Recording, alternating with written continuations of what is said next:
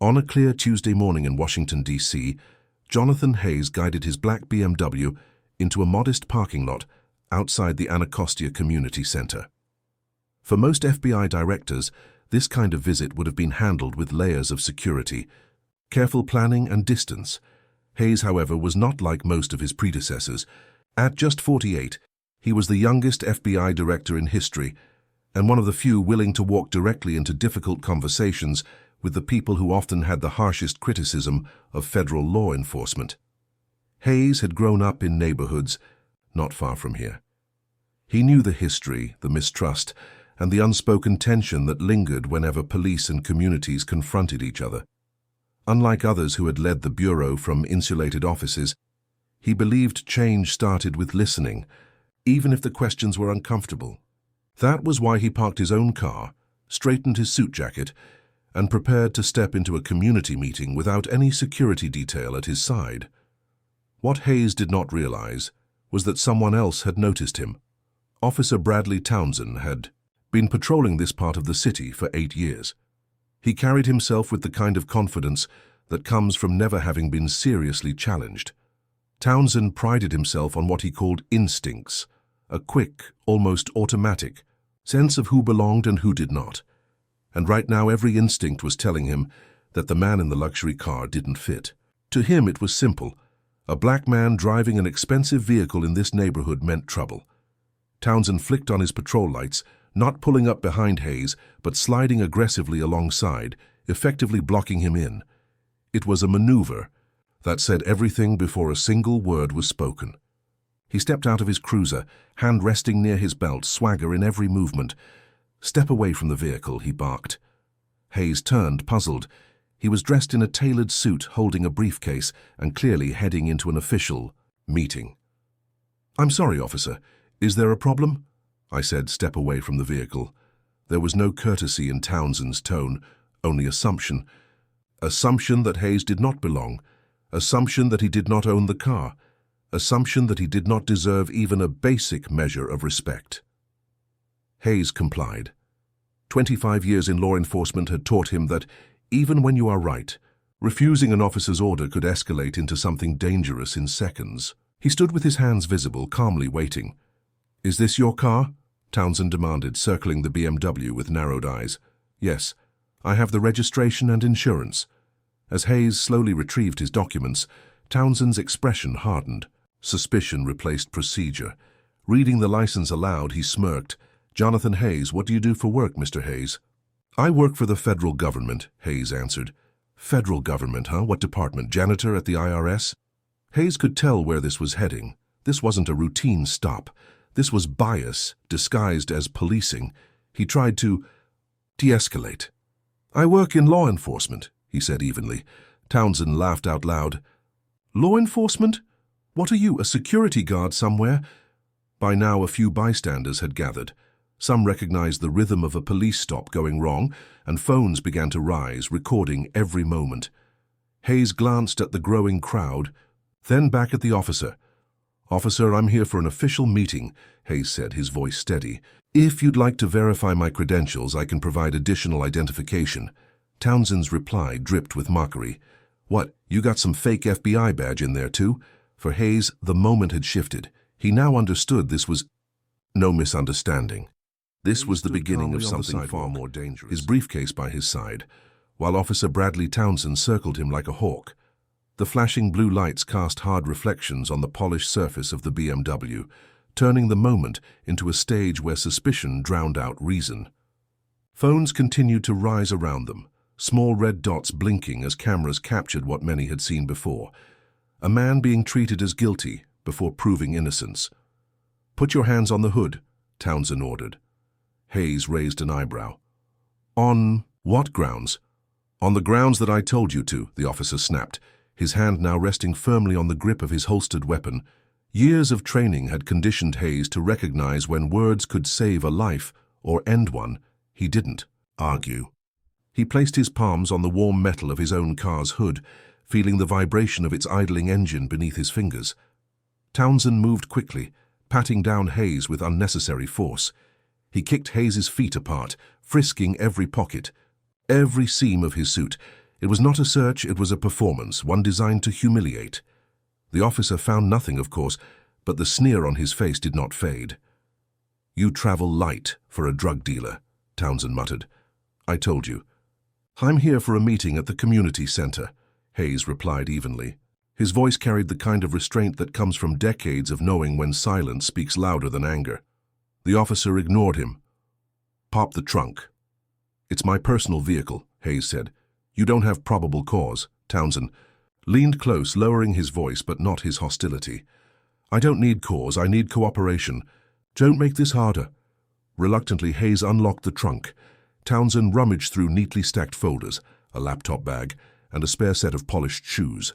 He pulled each item out with exaggerated suspicion, holding them up for the cameras, like trophies before tossing them back carelessly. Again, nothing. The crowd began to murmur. Someone called out, "Leave the man alone." Another added, "You're wasting time." The officer shot them a glare, but the voices only grew louder. And then came the moment Hayes had feared but anticipated. Townsend leaned into the driver's side, out of view for several seconds, before emerging with a small plastic baggie pinched between his fingers. White powder glistened under the flashing lights. Well, Townsend said, his voice theatrical. "Look what we have here." Gasps rippled through the onlookers. Some shouted, "That's not his." Others yelled, "We saw you plant it." Cameras zoomed in, capturing every detail. The officer's smirk, the baggie, Hayes's stunned expression. Hayes did not flinch. His years of service had trained him for pressure, but inside he felt a cold fury. This was no longer a routine. Stop. It was an assault on his integrity, his career, and his freedom. "You're under arrest for possession of a controlled substance," Townsend declared, roughly grabbing Hayes's wrists and snapping handcuffs around them. The metallic click echoed like a verdict. "Officer," Hayes said firmly, his voice still calm, "you're making a grave mistake." Townsend chuckled. "The only mistake here is thinking you could roll into my neighborhood in a fancy car and walk away clean."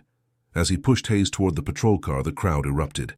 "That's the FBI director," someone shouted, though most couldn't believe it. To them, Hayes was just another man being treated unjustly.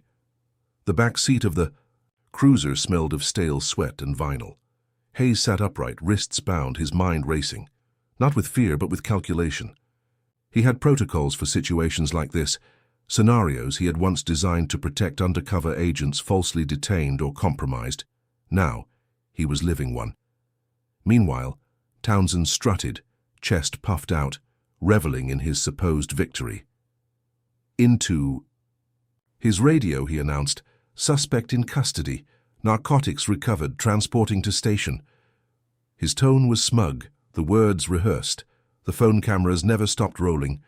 Every second was streamed live, uploaded, shared.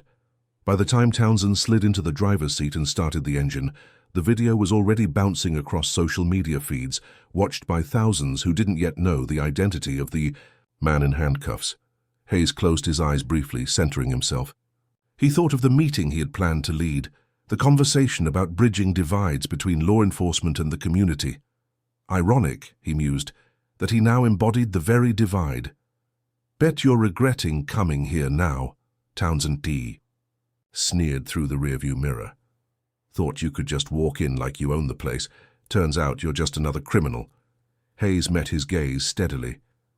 "The truth has a way of catching up to lies, officer," Townsend snorted, turning the radio up to drown out the words. But his grip on the steering wheel tightened, betraying the first flicker of unease. He knew the crowd had seen more than he intended. He knew the cameras hadn't missed the crucial moment. Still, he told himself, who would believe them over? A decorated police officer. The patrol car rolled toward the station, sirens silent, but the storm was already brewing. In living rooms, offices, and coffee shops across the city, people replayed the video, analyzing the angle, the timing, the unmistakable sleight of hand. Hashtags began to trend. Journalists started calling precincts for comment, and in the back seat, Jonathan Hayes, FBI director, sat with quiet composure. He knew the wheels of justice turned slowly, but he also knew this time they would not be turning in Officer Townsend's favor. For the officer, this was just another arrest, a notch on his belt of power. For Hayes, It was the beginning of a reckoning. And for the country watching, it was a question that could no longer be ignored. What happens when the protector becomes the predator? Precinct slammed shut, the sound reverberating down the narrow hallway. Jonathan Hayes, wrists bound in cold handcuffs, walked with calm precision despite the officer's shove between his shoulders. To anyone watching, he was just another suspect, a well-dressed black man accused of carrying drugs. No one here knew the truth. Officer Bradley Townsend strutted beside him, with the swagger of someone who believed he'd scored a career-defining arrest. He guided Hayes into a cramped interrogation room, its walls painted a tired grey, the single, blinking camera in the corner giving the illusion of oversight. Dropping a plastic bag of white powder onto the table, Townsend smirked. "Funny thing about guys like you," he drawled.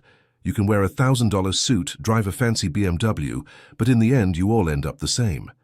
Hayes kept his composure. He had endured interrogation rooms before, on the other side of the table.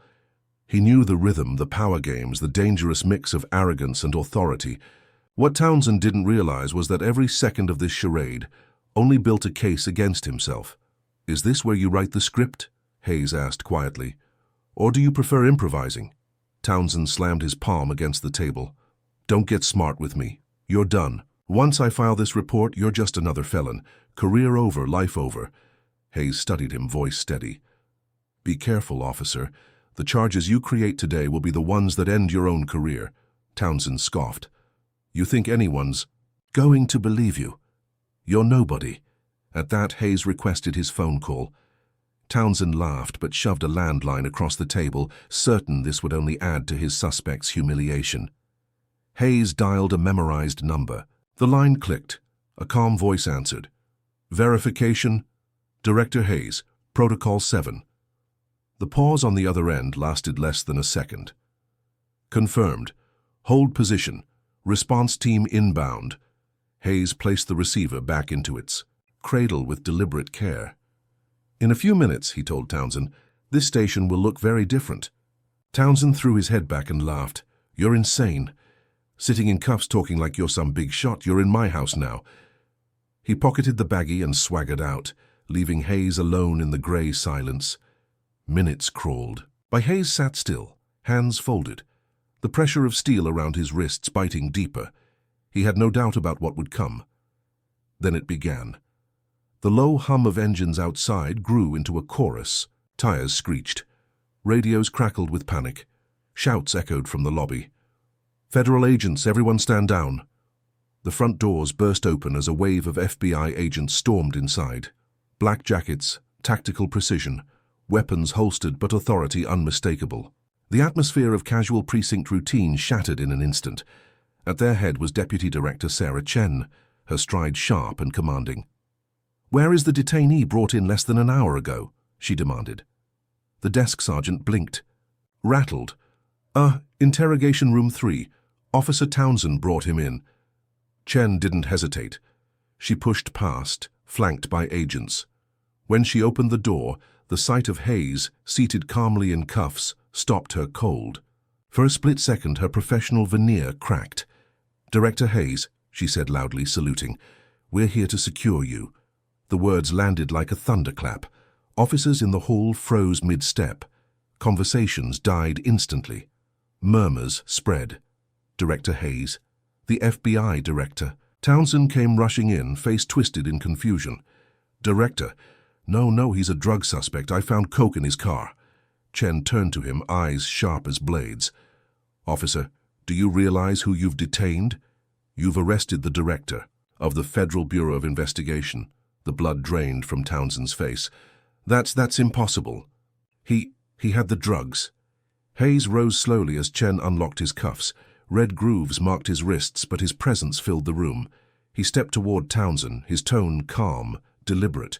"You didn't find drugs, officer. You planted them. And now the entire country has seen you do it." Confused chatter swelled. Chen lifted a tablet from an agent and pressed play. Grainy cell phone footage filled the screen. Townsend reaching into his patrol car, slipping something into Hayes's BMW, then performing his search. Multiple angles, multiple witnesses. The evidence was undeniable. You were live-streamed from 17 different phones, Chen said icily. Every outlet in Washington already has the footage. The station fell into stunned silence. Townsend's bravado crumbled, replaced by frantic denial. No, it's not. It's edited. It's fake. Hayes met his eyes. The only thing fake was your integrity. You thought I was powerless, that no one would question your word. You built your career on fear and lies. But truth doesn't bend to arrogance, officer.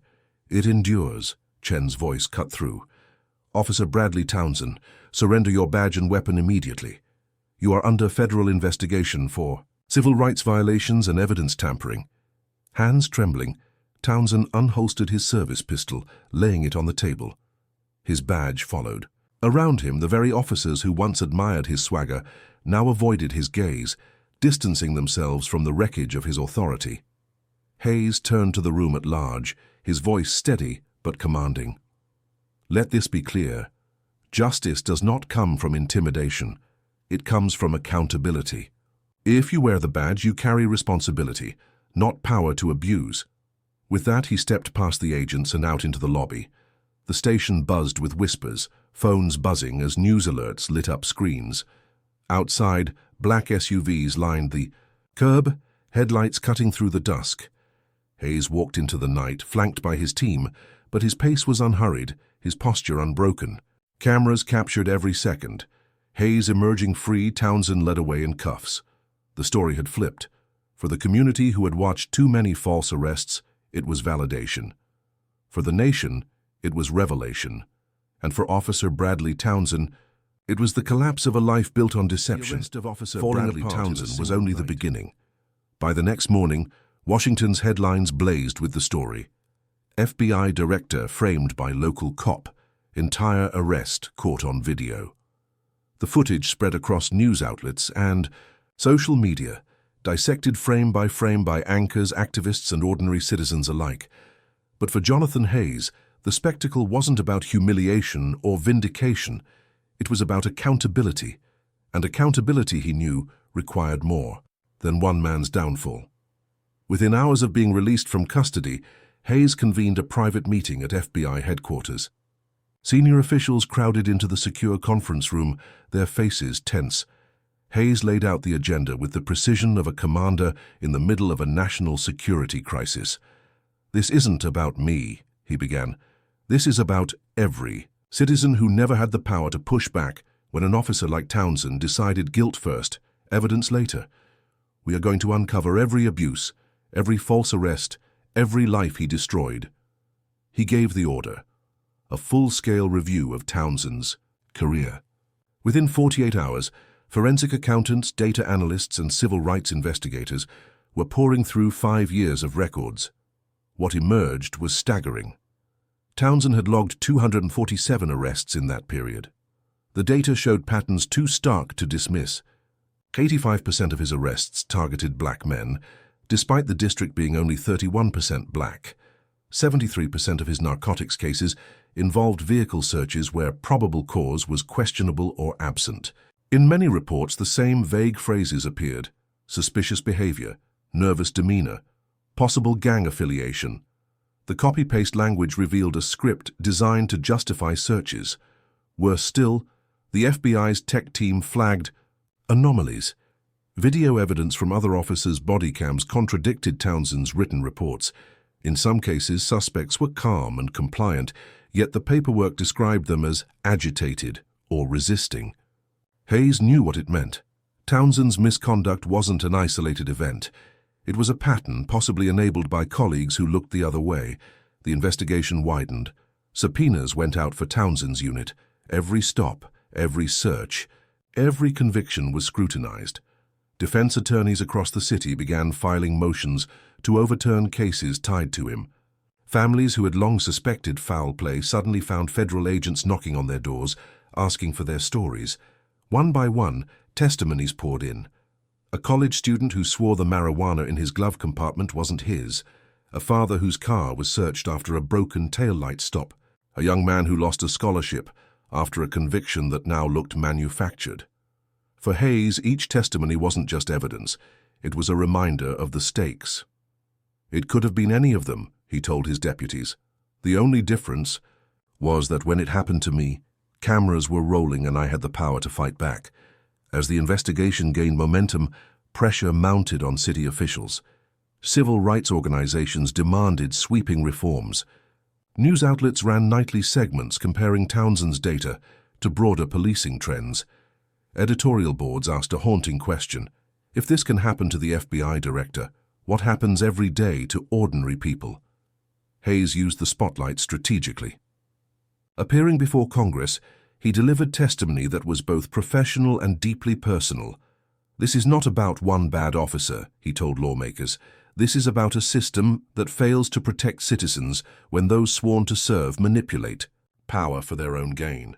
We cannot wait for another scandal. Reform is overdue." His words carried weight. Proposals that had languished in committees suddenly found traction. Hayes championed a set of measures known as the Hayes Commission on Police Reform.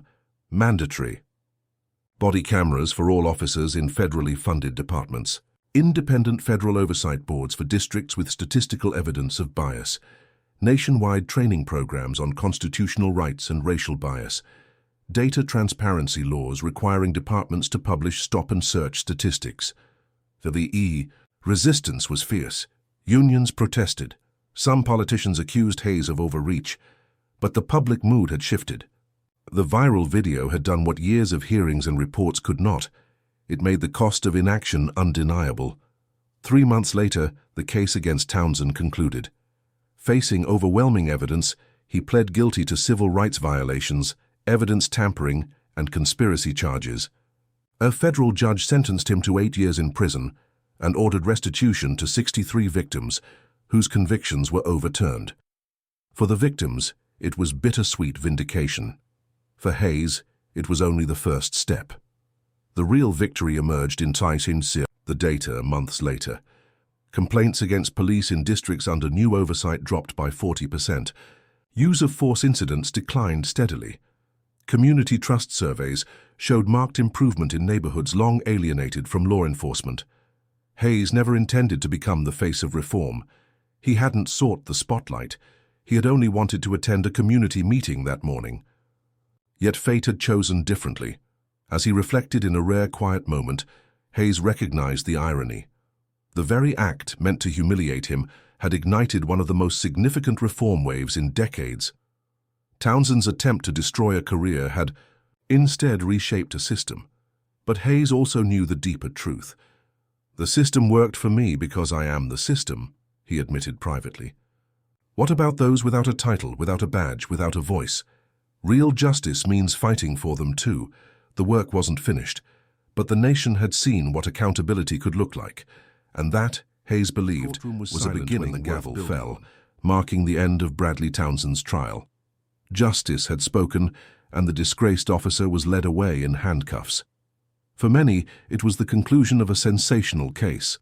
For Jonathan Hayes, however, it was only the prologue to a far more important story. In the weeks that followed, Hayes often found himself replaying the incident in his mind, not the courtroom battles or the headlines, but the quiet moment in that parking lot when Townsend dropped the bag of drugs into his car. The act had been casual, almost routine, as if this officer had done it many times before. That detail haunted Hayes more than anything else. If this was so natural for him, Hayes confided to a colleague, how many others weren't caught on camera? How many never had a chance to fight back? It was a question without a comforting answer. The reforms Hayes championed, the new oversight boards, the federal transparency laws, the mandatory body cameras, were steps forward. They mattered. He had seen their impact in real numbers. Fewer complaints, fewer violent encounters, more trust. But he knew that laws alone could not rewrite the culture of power. Real change required something deeper. Accountability as a lived value, not just a legal requirement. One evening, Hayes stood before a crowd at Howard University, invited to speak not as the FBI director, but as a citizen who had felt the sting of injustice. The auditorium overflowed with students, activists, professors, and community leaders. He didn't deliver a polished speech. Instead, he spoke plainly. "What happened to me was caught on video. That's the only reason you know my story," he said. But I stand here knowing there are thousands, maybe tens of thousands, whose names we don't know. They didn't have cameras, they didn't have titles, they didn't have the power to be believed. If we stop with my story, we've failed them." The room fell into a heavy silence. Then one student stood and asked, "Director Hayes, what should we do?" Hayes paused, then answered with a conviction that surprised even himself. "Don't wait for the system to fix itself. Demand better. Document everything. Hold us accountable, whether it's the FBI, your local police, or your elected officials. Democracy isn't a spectator sport. It's not a gift you're handed. It's a fight you join." The word spread beyond the auditorium. Clips of the speech went viral, carried on social media just like the video that had started it all. For many, Hayes had become a symbol, not of victimhood but of resilience, reform and responsibility. Yet Hayes resisted the role of hero. In private, he reminded his staff that the danger of turning one man into a symbol was forgetting the larger truth. "This isn't about me," he repeated, almost like a mantra. "It's about everyone who never gets a microphone." Still, he could not deny that something had shifted in the national consciousness. Departments began inviting independent auditors. Cities invested in community policing programs. Federal grants were tied to transparency requirements. Change was uneven, sometimes painfully slow, but it was happening. Late one night, Hayes returned to the same parking lot where the ordeal had begun. The community center's lights were dim, the asphalt empty. He walked to the spot where his car had been searched, where Townsend had once smirked with certainty. The silence was almost therapeutic. In that quiet, Hayes understood the paradox of his journey. In trying to plant false evidence against him, Townsend had unwittingly planted something else, a spark that spread across the country, igniting conversations, investigations, and reforms. The officer had intended to destroy a career. Instead, he had fueled a movement. As Hayes looked up at the night sky, he thought about the future. The work ahead was daunting, undoing decades of distrust, repairing broken systems, ensuring justice wasn't just a word on paper, but a reality in every community. Yet he felt a steady resolve. "The question," he whispered to himself, "isn't whether the system can change. The question is whether we have the courage to demand it every single day." And with that, Jonathan Hayes turned and walked away from the empty lot, leaving behind not just the memory of what had been done to him, but a challenge for what still had to be done for all.